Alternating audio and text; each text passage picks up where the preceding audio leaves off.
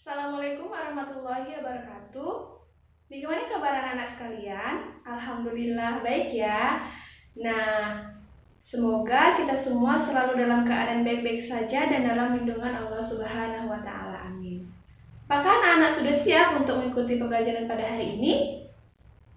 Baik, jika sudah siap, anak-anak sekalian, Ibu minta untuk menyiapkan buku ataupun pelajaran yang berkaitan dengan materi hari ini.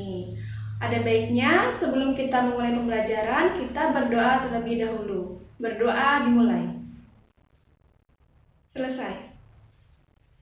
Baik, pada minggu sebelumnya kita sudah belajar mengenai usaha. Lalu pertanyaan Ibu, apa sih pengertian dari usaha itu? Ada yang masih ingat? Ya, silahkan Ananda. Ya, benar sekali. Tepuk tangan untuk temannya.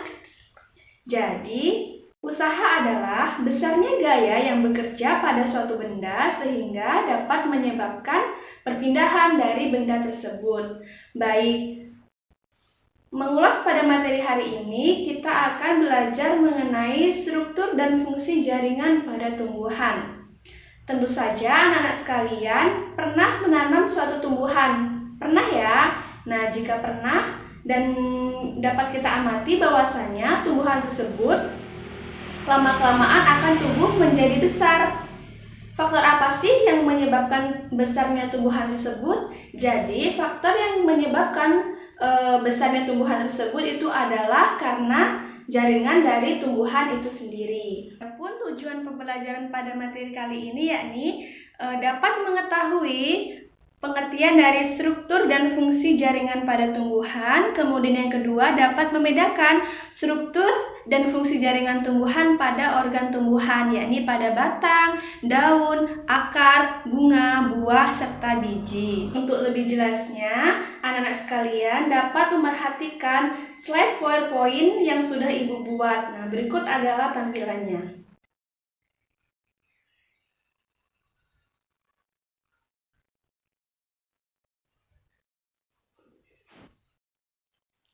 Jaringan pada tumbuhan.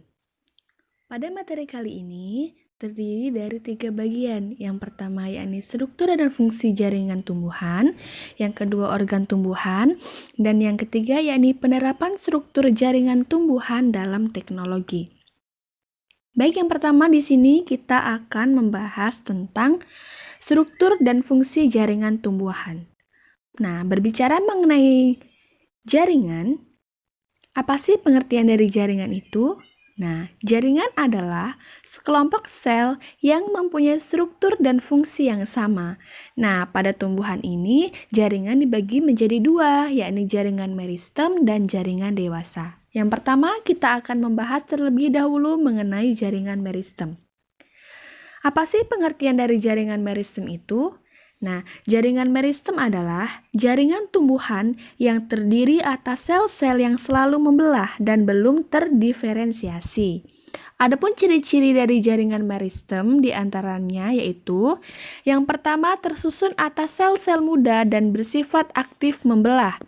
Kemudian yang kedua, dinding selnya tipis, mengandung banyak protoplasma, bentuk dan ukurannya sama, serta rongga selnya kecil.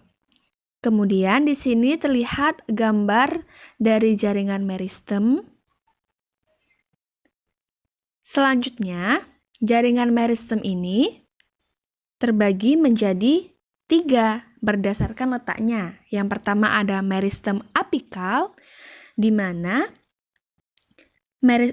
disebut juga dengan meristem ujung, terdapat pada ujung-ujung pokok batang dan cabang serta ujung akar. Yang kedua ada meristem interkalar, dan yang ketiga ada juga meristem lateral. Kemudian yang kedua, di sini terdapat jaringan dewasa. Apa sih pengertian dari jaringan dewasa itu?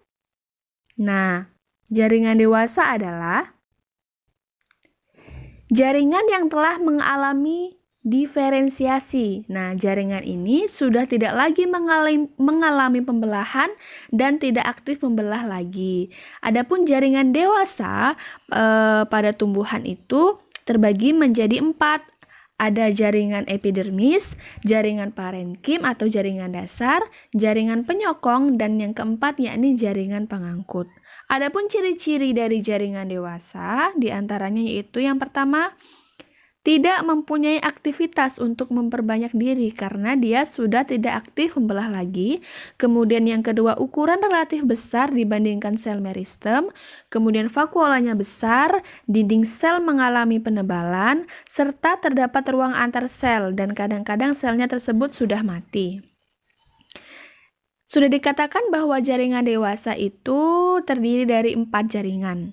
Ada jaringan epidermis. Yang pertama kita akan membahas mengenai jaringan epidermis.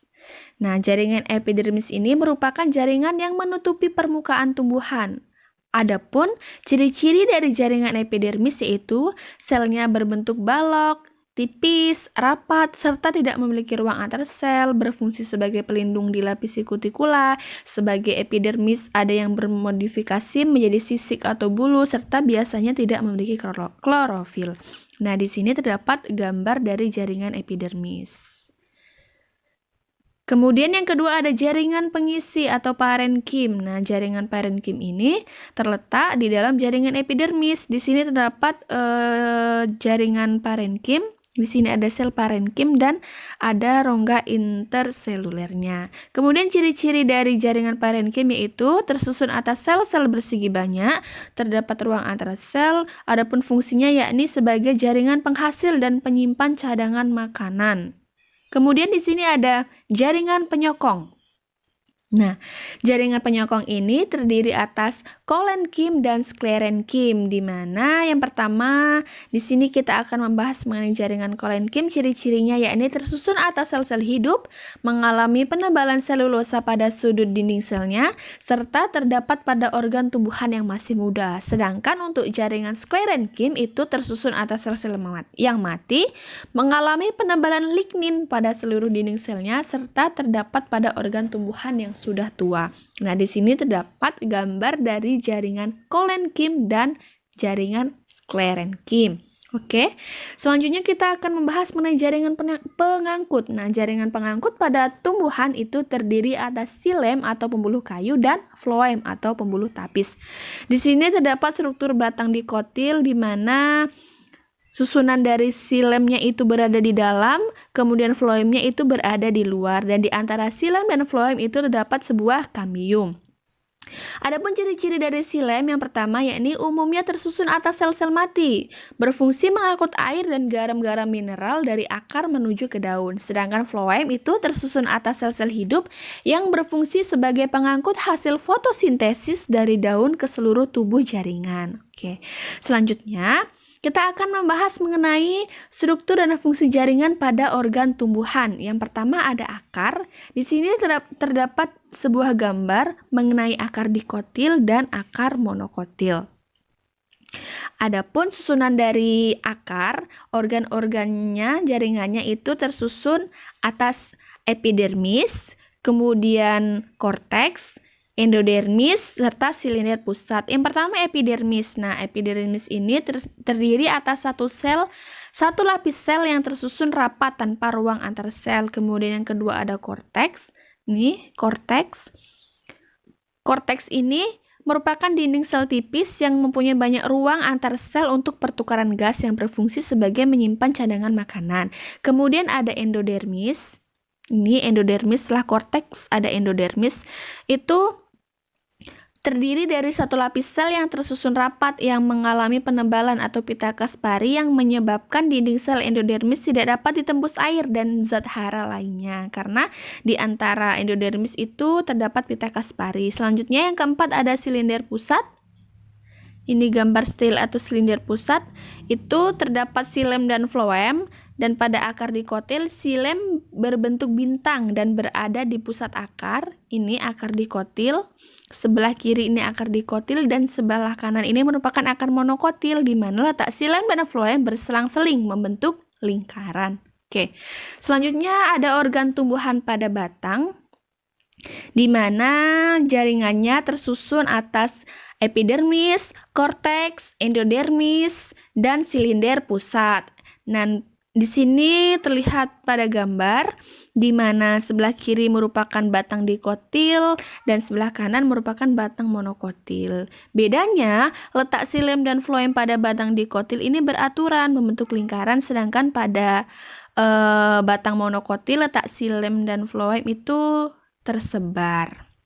Kemudian yang terakhir ada organ tumbuhan yakni daun. Nah, daun ini terdiri atas epidermis, mesofil, di mana mesofil ini terdiri atas jaringan palisade yang mengandung banyak klorofil dan sebagai tempat fotosintesis, serta jaringan spons yang berfungsi sebagai menyimpan hasil fotosintesis sementara, serta jaringan terakhir ada berkas pengangkut yang terdiri atas xilem dan floem. Nah, di sini terdapat sebuah gambar dari jaringan daun, terdiri dari kutikula, ada epidermis daun, ada palisade, ada spons, jaringan spons, ada jaringan pengangkut yang terdiri dari xilem dan floem, kemudian ada stomata.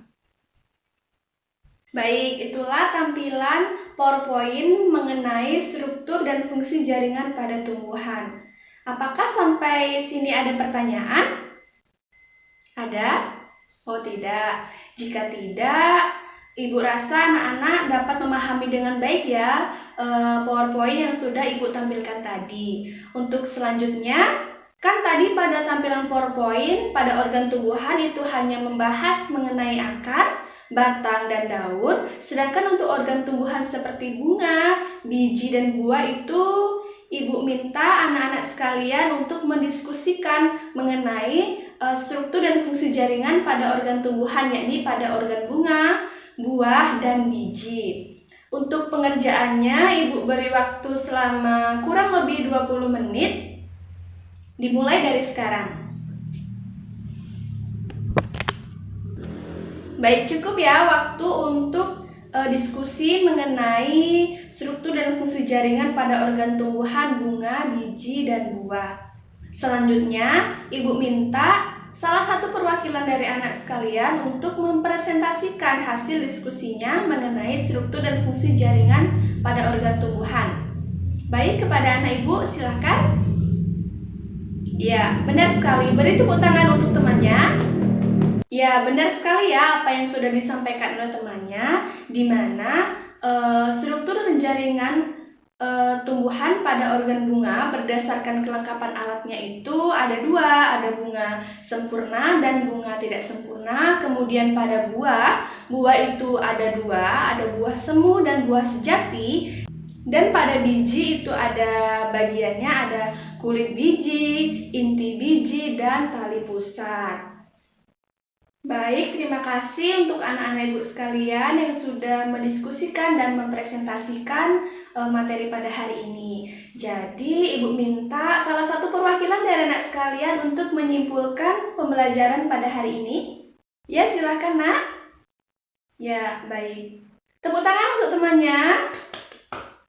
Benar ya apa yang dikatakan oleh temannya. Jadi, kesimpulan pada hari ini, pada materi kali ini, di mana jaringan pada tumbuhan itu ada dua, ada jaringan meristem dan jaringan dewasa, di mana pengertian dari jaringan meristem itu merupakan jaringan tumbuhan yang terdiri ada sel-sel yang aktif membelah dan belum terdiferensiasi. Adapun jaringan meristem berdasarkan letaknya itu ada tiga, ada meristem apikal, meristem interkalar, dan meristem lateral. Kemudian yang kedua ada jaringan dewasa. Jaringan dewasa ini merupakan jaringan yang sudah tidak aktif membelah lagi dan sudah terdiferensiasi. Nah, pada tumbuhan jaringan dewasa ini terbagi menjadi empat. Ada jaringan epidermis, kemudian yang kedua ada jaringan penyokong, yang ketiga ada jaringan dasar, dan yang keempat ada jaringan pengangkut. Baiklah, sekian materi pembelajaran pada hari ini mengenai struktur dan fungsi jaringan pada tumbuhan. Nah, untuk tugasnya, Ibu minta anak-anak sekalian untuk mencari tahu mengenai penerapan struktur tumbuhan dalam teknologi. Baik, sekian penjelasan materi pada hari ini. Ibu ucapkan terima kasih. Dan Ibu mohon maaf apabila ada banyak kesalahan. Ibu berpesan rajinlah terus belajar dan terus membaca bukunya, baik pada materi hari ini, materi sebelumnya, dan materi yang akan datang. Teruslah rajin belajar dan semangat belajar. Ibu akhiri, wassalamualaikum warahmatullahi wabarakatuh.